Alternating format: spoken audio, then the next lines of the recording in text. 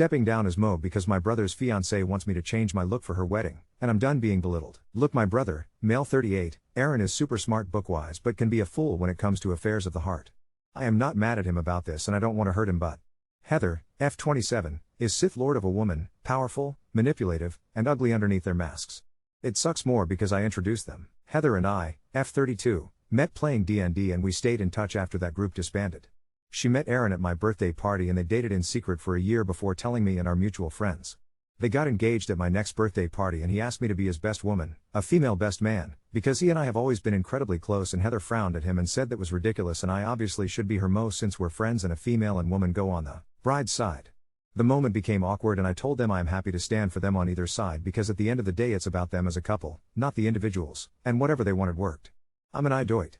I can list in great detail all the disturbances in the force that should have told me she was far more trouble than she was worth even if she were encrusted in diamonds, but my brother had been deliriously happy and I rolled a 1 on insight, I guess. The short list of problems was that Heather assumed the Mo is also the wedding planner, point of contact to the bride, free makeup artist, and pays for the bridesmaid dresses and the bachelorette party.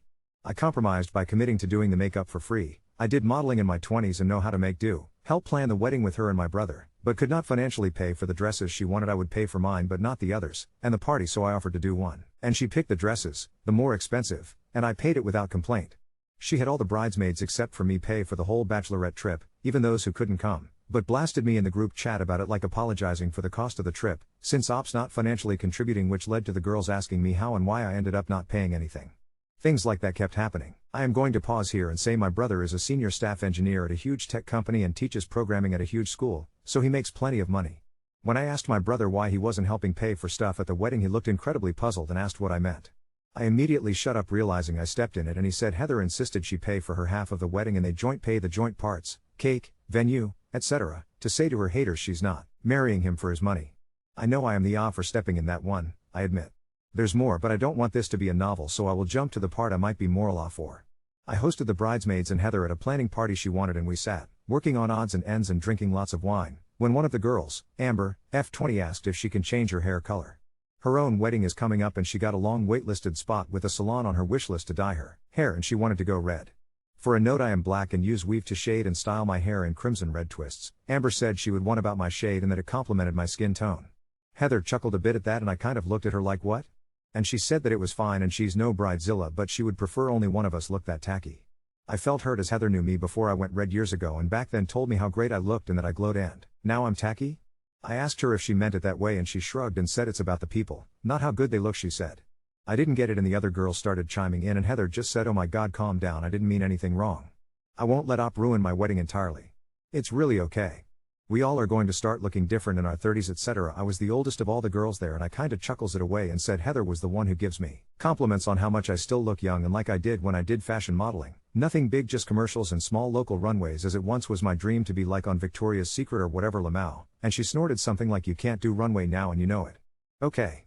At this point I flat out asked her if she had something to say to me, and she said that since I had been so sensitive about her asking me to do things, be wedding planner, paying for the party, etc. for her wedding, she didn't want to bring it up, but she wanted me to change my look back to when you were so pretty like when we met. That meant going back to my natural light brown hair, losing weight. I am 5 feet 7 inches and 120 pounds, and wearing shapewear to fit in a smaller dress. Then she said, look at these lovely ladies, right? It would mean a lot to me if you all could shine up there.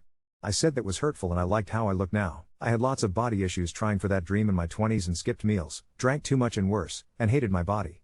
Now I do have curves and I love them. I offered to wear a wig for the wedding if my hair color was an issue, and she just got quiet and changed the subject.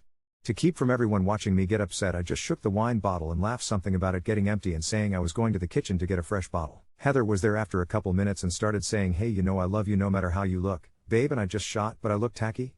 And she shrugged and said that's why she didn't want to ask me. She knew I wouldn't focus on anything other than perceived slights. I handed her the new wine bottle to bring in and I stepped outside to calm down. It's still on my mind. The wedding is this summer and I am kicking myself for being sensitive. It's messing with my head. Now I can't even dream of standing up in front of everyone we all know in a bright dress. The Mo dress is a different color and cut than the other bridesmaids, the way I am, but a part of me thinks I am letting her under my skin and should not worry about how I look. I don't want to be Mo regardless though, wth if I step down? I don't even know what I would tell my brother. Sorry for the nerdy references, it's a coping mechanism. Brother has a prenup. It wasn't really a trust thing, but he just figured it would be there for them to point at and rebuff. He rumors that she is with him for money and I am told she enthusiastically agreed. She does not have a full-time job, she works retail and does some theater work at my job as an actor. She lives with her sister and sister's spouse in the city as she is in school. She took a few years gap from high school to college. Her sister is kinda how we met as she is part of my gaming group. I do not work in software, not do I make a lot of money compared to my brother. I am single and live alone and make okay money in non-profit theater to survive. Aaron and I don't have any other family. We've been each other's family after I came out as bisexual and our grandfather disowned me. Aaron went no contact out of support for me. We are also not biological siblings as Aaron is adopted and I am miracle baby. Our dad walked out when I was a kid and our mom passed away when I was a teen. I actually never thought about this, but it makes sense. I have barely had time to be with my brother and only get to occasionally text here and there. My brother is great, but I worry if I even try to explain he will get defensive. He's really the only family I have left. When I was in my 20s I was underweight. It was unhealthy. I will never go back to that. I don't want to ever go back to that. I was an unhappy person vying for a goal that wasn't good for me mentally or physically. Heather knew that, which is why it hurt more than if a stranger said it. The other girls did try to speak up, but Heather shut them down quickly. Some even texted me after apologizing for it happening. One backed Heather, but that's the only bridesmaid that isn't somehow a mutual acquaintance or friend of ours and is Heather's BFF, and she has hated me from the beginning as I am Mo instead of her. Actually she comes from money and they can make things unpleasant. Her dad is also a raging racist. I am African American, and he didn't like Aaron since he is from outside our country. Update 1. It was devastating and I admit some of the comments were worded in a way that really hurt, but at the end of the day I was asked if I was okay with Aaron marrying a person who will hurt him, and something in my brain clicked. I love my brother more than anything and I realize now I was being spineless and selfish to not come to him with this. From the beginning of me being Mo, Heather monopolized my time. I can pinpoint exact moments I was slowly pushed out of regular contact with Aaron. If I was not working, or doing my side gigs, all my time was on the phone with her or footing the bill at dinners and lunches with her over the wedding. Someone mentioned that she was trying to keep me and Aaron from spending time, and I realized they were right. Anytime I called him and she was there, she would take the phone to talk wedding stuff, etc. I would be so worn out at the end of my days I wouldn't even reply to texts. I feel so stupid. I was a coward and so afraid of losing my only family I forgot to be family to him, and that's hard to even type, but it's true. Aaron called me early. Apparently a bridesmaid who was at my house the night I mentioned in my last post, Sophia, F26, who is one of our good friends, apparently suggested he reach out to me, and when he asked why she didn't say. I didn't realize, but I have been miserable since that party at my house. I didn't know how much I seemed off. It was brought to my attention how far out I seemed in public and how withdrawn I've been in general. Aaron called and asked if I was alright. I know the wedding is stressful, Heather has been a wreck. And I snapped and just started crying and hung up. He was at my place within the hour and I told him everything. I don't remember seeing him so mad in my life. I am skipping a bunch to be brief. He asked me how much I spent on the wedding and I just handed him my phone with my bank app and the bridesmaid chat all open, and he scrolled and asked me why I would not mention this to him. I explained and he shook his head. He wrapped me in a hug and told me not to worry and ordered us food. After he left, Sophia texted me and Aaron in a new group chat with the three of us some recordings from when she was making TikToks and the like in various bridesmaid events with Heather in the background and nothing more. I saw it, indicated Aaron saw it, but he hasn't said anything yet other than, I will use a fake name for myself as I have the others. Francesca, turn off your phone if you can. I will drop by tonight. I put my phone on do not disturb and am on my couch drinking and waiting. Quick random update. I am a bottle of wine and so forgive my dyslexia. I am doom scrolling Reddit and Facebook, and Heather has blocked me on Facebook, and through an app for my texts I can see she's texted many times. I have opened nothing and won't until Aaron arrives. In the meantime I am truly in good tears over your support and advice. I was never a strong person, that was our mom, but you and my friends make me feel strong and I cannot express my gratitude. Update 2. I was shook at how much my notifications blew up more than the Death Star. Bear with me as I sort through everything because it's a lot, and I had a lot of wine last night, stress drinking, and today I am slightly paying for that. Lol, I'm dyslexic, but will do my best here and try take my time. First, some background that came up in the comments. Some of you called it, but yes, I suffer from an abusive relationship myself. He doesn't even deserve a nerdy fun name, so we will just call him Jeff. Jeff was emotionally and physically harmful to me and encouraged my dieting in my 20s, constantly calling me fat, etc., and that was him being nice. Whenever I tried to leave he would either intimidate or gaslight me or both. The short of it is, Aaron finally figured out what was happening as I had gone so low contact with him, and let's just say you wouldn't like Aaron when he's angry. Jeff is so far in my rearview one would think he's a mirage. Also, I finally watched all the recordings Sophia sent Aaron and I. They are just snippets that she never posted due to lighting/noise/ or something being said that she didn't want on the internet, but with Heather somewhere in it or heard in the background. Not all of it was her hurling insults at me, as some are from outings I could not attend and she put down others. I mentioned before Sophia is close to both Aaron and I, and we have sibling-like love for one another, and also that Sophia is gay. One video is just Sophia holding her phone down as Heather explains why Sophia's girlfriend can't be at the wedding. You guessed it, Heather checked the homophobe box. She just hit bigot bingo. I am so embarrassed I ever thought she was my friend. Many other videos were Heather's put-downs to me. Sophia even managed to get the tacky convo from the point after Heather called me tacky the first time on. Update 3. By the time Aaron got back to my place, I was less tipsy and more wine drunk.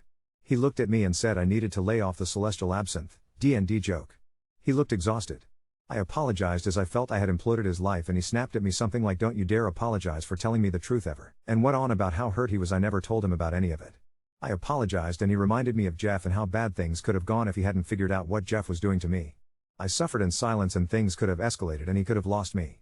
I am all he has and he would never have forgiven me or himself. I told him he was right and from now on no lies and no secrets between us.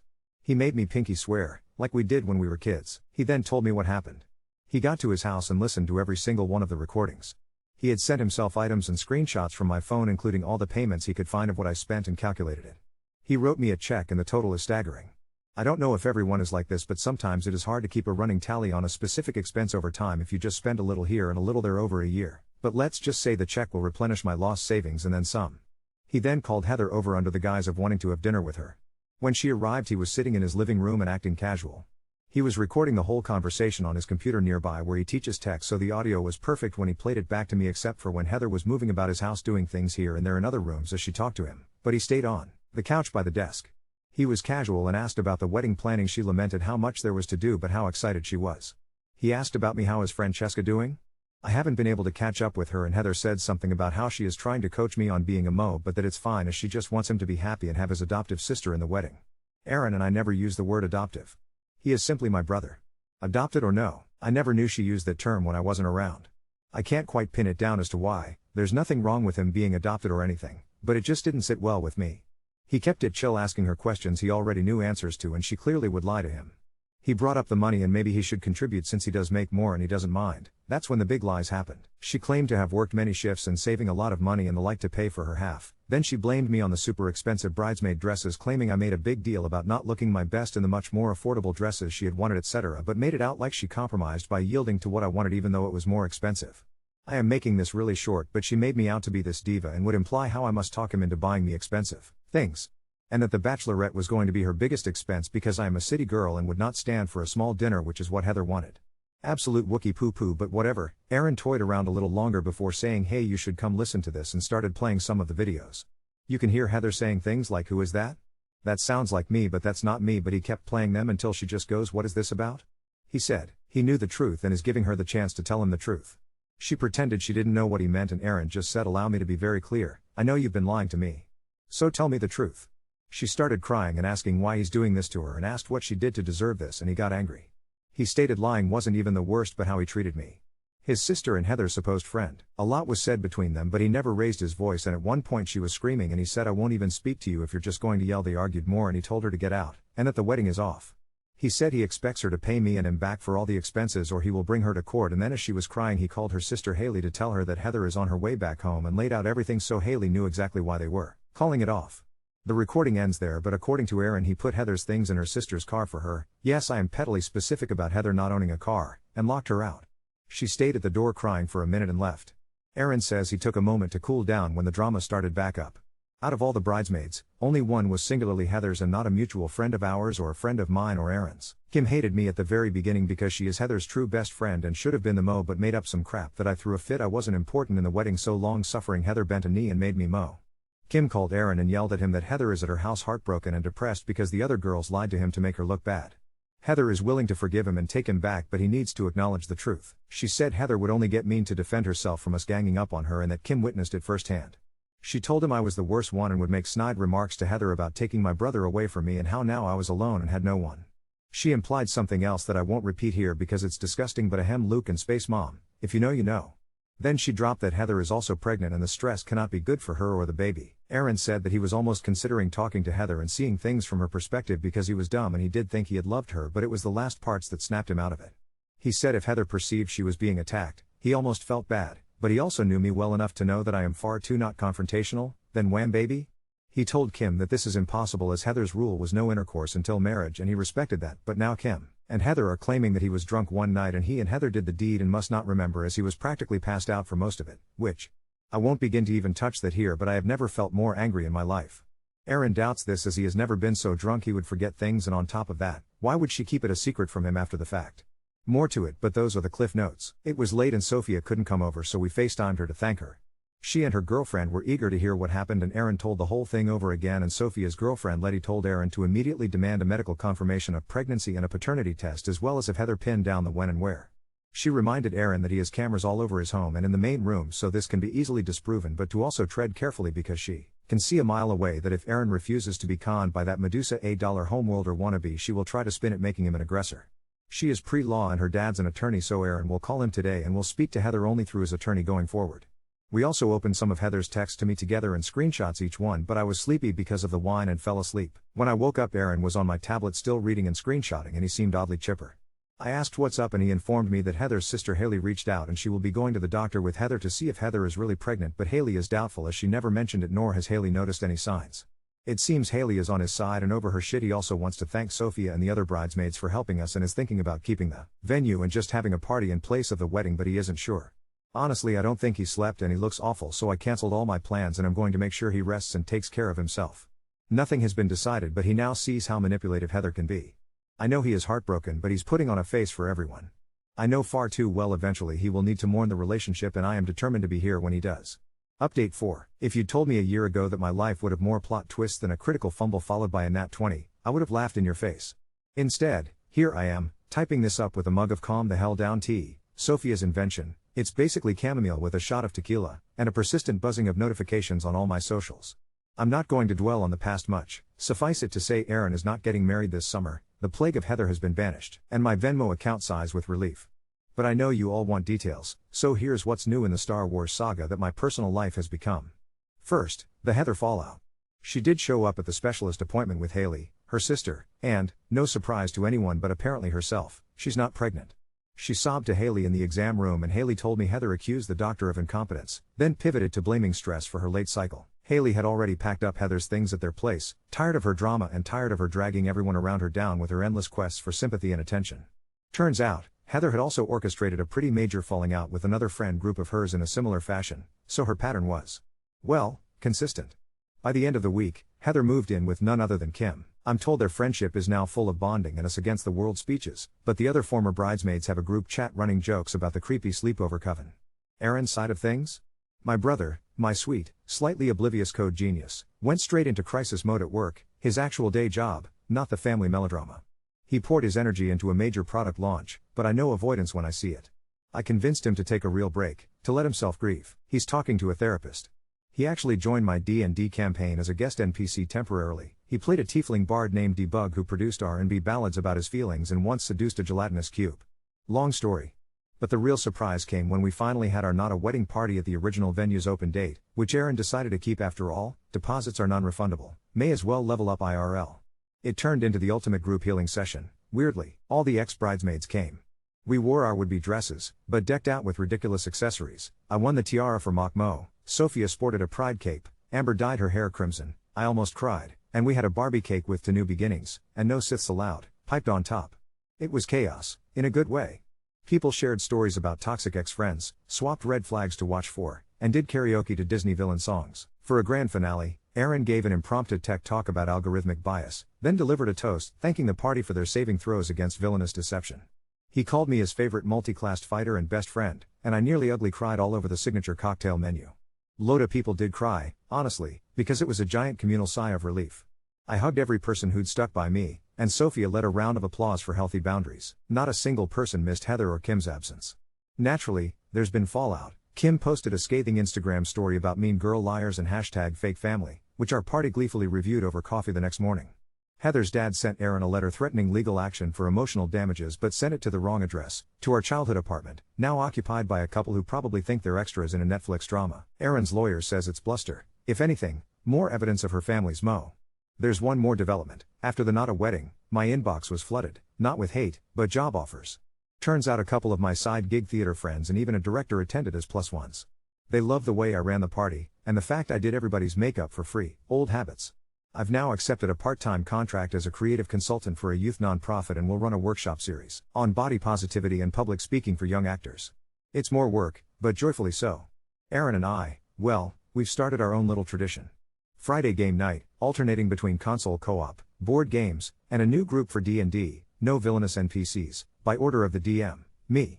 If you're wondering, yes, it is absurdly nerdy and wonderful. Sophia joined, so did Letty, and Amber, now with fire engine hair, is our resident sorcerer with a penchant for chaos magic. No one is planning to elope anytime soon, but it's the healthiest our found family has ever felt. And yes, I still rock my crimson twists. Aaron's new mantra is be your own main character. I guess I'm finally living it, not worrying if I fit into someone's fantasy, just rolling the dice and telling my own story. Heather's out there, maybe plotting her next campaign, but it's not my quest anymore. For the first time, I'm not afraid to lose anyone who'd rather see me as tacky or inconvenient than themselves. That was the real win. Update 5. So, both for all of you and for my therapist, here goes. Since the Not a Wedding Party, now legendary in certain corners of our city's theater and geek scene, my world has continued to spiral into glorious, absurd chaos, in mostly fantastic ways. I know many people say when one door closes, the force kicks open a window, but I wasn't ready for an entire weird, sparkling portal to open up and spit out plot twists faster than Heather could gaslight a group chat. To keep with tradition, here's just what's happened since we collectively buried the dark side. 1. Redemption for the, almost, Sith. Well, okay, maybe not quite redemption. But the Heather and Kim situation developed an unexpected coda. 2 weeks ago, Haley, Heather's long-suffering sister, found me in the lobby during intermission at my theater job, looking about as done as I felt at the end of a 7-hour tech rehearsal. She had news. Heather and Kim had landed themselves in a social media quagmire, lashing out at anybody who'd listen, or, more often, anyone who wouldn't. First, their us against the world sleepover club turned fractious fast. Kim's family apparently realized she was burning through savings on future wedding ideas and Heather's healing retreats, and put their foot down. This led to a very public, very messy blowout at a cafe, which 2 mutual friends, bless their eavesdropping souls, texted me about in real time, shouting, crying, and an epic, table-slapping monologue about stolen spotlights. Heather called Kim a background character, Kim screamed Heather wouldn't know friendship if it bit her in the ass, and the cafe manager handed them both napkins and strong suggestions to leave unless they wanted their own reality show. I'll admit, old me would have felt guilty about any of this, and I had a gut stir of sadness. But then Amber texted me a photo of the napkin, which read, "May the odds be ever in your favor," and I cracked up so hard someone from the next dressing room checked I wasn't having a crisis. 2. The wedding venue that refused to die. Remember Aaron's idea for using the reserved venue as our own friend healing fest? Apparently, our little story went semi-viral among other planning brides and grooms in the venue's network, thanks to a vendor photographer who posted a blog titled, "Why You Should Party, Not Panic, When the Wedding Falls Apart." I got an email from the venue manager, who asked if they could quote my toast about leveling up through heartbreak. I gave permission. Then, to my genuinely overwhelming surprise, she offered me a gig as a party consultant for alternative events.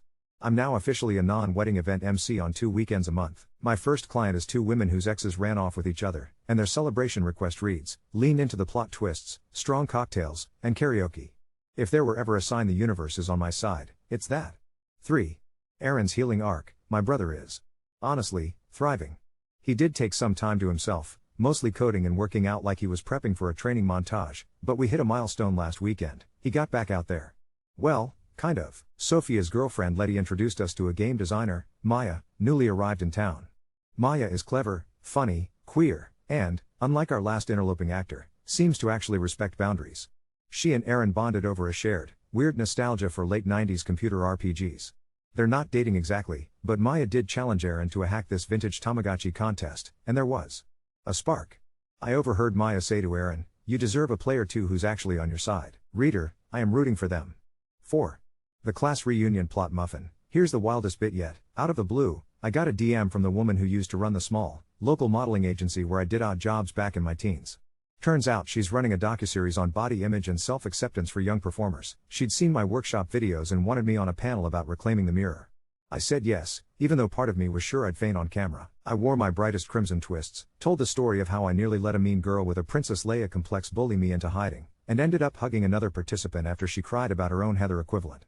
The producers planned to air my old Polaroids, fashion dream, underweight, unhappy, and current headshots, side by side. It's terrifying but freeing. If you told me a year ago I'd want to be seen that way, I'd have rolled for self-doubt and taken psychic damage.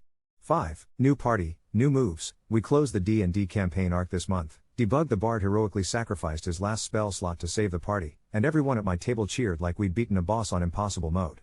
Amber's new hair is famous at her workplace now. Sophia is working on her own indie LARP, and, because karma is real, even the vendor who sold us bridesmaid dresses invited me to model for a new real-life hero campaign for regular-sized women. I laughed my butt off, but you best believe I accepted. Crimson twists, curves, and all. I know Heather's still out there. She posted a public notes app apology about toxic friendships and haters who refuse to grow. 10/10 would make a great villain monologue for my next stage fest, but she's lost power over me. Sometimes people pass through our lives as lessons, not as co-op party members. I learned. My party learned. The dice are in our hands now. This isn't really happily ever after, that's not real. But it's peacefully present after, flanked by fiercely loyal friends, a ridiculous story to tell, and my actual family by my side, no matter what class or color hair I choose next. That's all I ever needed.